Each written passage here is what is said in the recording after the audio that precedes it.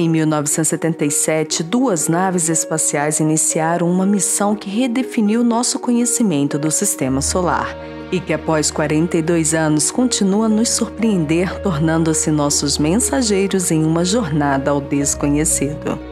Fique comigo no vídeo de hoje e conheça novas descobertas da Voyager 2, uma das missões mais incríveis já lançadas. Mas antes, se inscreva aqui no canal, ative o sininho de notificações e seja muito bem-vindo ao canal Top Lulu. No final de agosto e início de setembro de 1977, a NASA lançava as naves espaciais Voyager 1 e 2, duas missões que mudaram fundamentalmente a maneira como entendemos nosso sistema solar. E através delas, os cientistas viram tempestades massivas em Júpiter, observaram a erupção em conjunto de 9 vulcões em Io, uma das principais luas de Júpiter, capturaram os anéis de Saturno em detalhes sem precedentes, com imagens tão magníficas dos anéis que justificaram uma viagem de volta com a Cassini no início dos anos 90. A nave Voyager foi originalmente criada para estudar Júpiter e Saturno, e após suas descobertas revolucionárias, a NASA estendeu as missões e enviou a Voyager 2 para Urano e Netuno, planetas que nunca tinham sido visitados antes, e até hoje essa foi a única missão que observou de perto esses planetas. A Voyager 1 foi a primeira espaçonave a entrar no espaço interestelar, que aconteceu em agosto de 2012, e teve a confirmação feita pela NASA em 12 de setembro de 2013, sendo oficialmente o primeiro objeto feito pelo homem a se aventurar no espaço interestelar. Já a Voyager 2 deixou a órbita da Terra também em 1977, porém, um mês antes da Voyager 1, e apesar de ter saído na frente, ela só atingiu os limites da heliosfera em 5 de novembro de 2018, quase 7 anos depois da Voyager 1.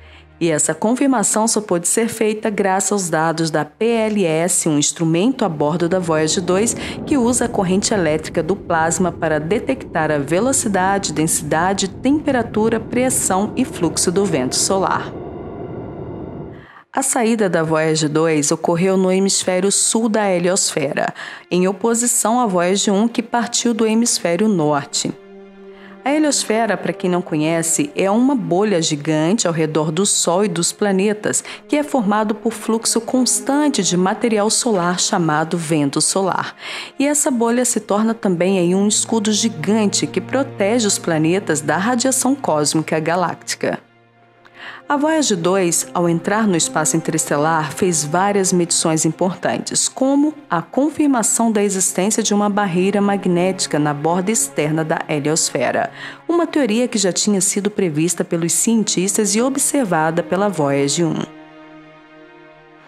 Quando a Voyager 2 cruzou a heliopausa, ela observou que a direção do campo magnético teve uma alteração muito pequena, sendo considerada praticamente nula.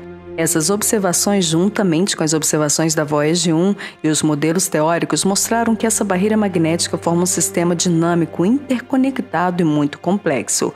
Observou que a heliopausa é muito mais fina e mais simples do que a Voyager 1 tinha observado anteriormente, assim como campos magnéticos interestelares mais fortes. E um dos pontos disso tudo é que os cientistas querem entender é por que o campo magnético não alterou. Eles acreditam que provavelmente deva haver aí algum processo causando esse alinhamento. A heliopausa, para quem não sabe, é o ponto em que o vento solar de partículas carregadas e o vento interestelar colidem, se unem. Seria o limite da heliosfera, que indica o limite de influência do Sol. E as primeiras observações da heliopausa foram feitas pelos instrumentos de partículas da sonda Voyager 1. E uma outra coisa que despertou grande surpresa foi o fato da Voyager 2 ter levado 80 dias para atravessar a barreira magnética, enquanto a Voyager 1 fez isso em menos de um dia. Quando a Voyager 1 cruzou o limite da heliosfera, ela detectou partículas do espaço, os raios cósmicos, seguindo na direção oposta. Já a Voyager 2 foi exatamente o contrário. Assim que ela saiu da heliosfera, os cientistas continuaram observando essas partículas, seguindo de dentro para fora. E por isso eles acreditam que essa diferença possa ter algo a ver aí com a geometria heliosférica, já que a Voyager 1 e a Voyager 2 deixaram a bolha solar em lugares muito diferentes. A Voyager 1 observou que a velocidade do vento solar, a corrente de partículas carregadas à heliosfera, caiu quase a zero perto da heliopausa, e a Voyager 2 mediu velocidades relativamente altas do vento solar quase todo o seu trajeto até a travessia. Apesar da Voyager 1 e 2 estarem separadas uma da outra por uma distância de 165 unidades astronômicas, o fato é de que as duas travessias ocorreram a distâncias semelhantes uma da outra e mesmo assim tiveram níveis significativamente diferentes de atividade solar, e isso é algo bem intrigante. O que aborda a possibilidade da estrutura dessa heliosfera, em vez de ser uma bolha esférica, ela possa ser aí de repente parecida com um cometa, com uma cauda que se estende devido ao movimento do Sol através da galáxia. Há pouco tempo atrás se sabia muito pouco sobre os confins da heliosfera. Não se sabia o tamanho dessa bolha e muito menos os cientistas poderiam imaginar que uma espaçonave poderia viver o tempo suficiente para alcançar a borda dessa heliosfera e ainda mais sair dela e entrar no espaço interestelar. E mesmo assim ainda ficaram muitas perguntas sem respostas, como o formato dessa bolha. E é por isso que os cientistas têm discutido aí a possibilidade de enviar uma nova missão interestelar nos próximos anos. A partir de 2020, os instrumentos científicos a bordo da Voyager 1 e 2 serão desligados um por um para conservar a energia restante fornecida pelos geradores termoelétricos radioisótopos de plutônio em decomposição. Os instrumentos finais serão encerrados em 2025, quando apenas um sinal eletrônico periódico será recebido, indicando as posições das espaçonaves além do sistema solar nos próximos anos.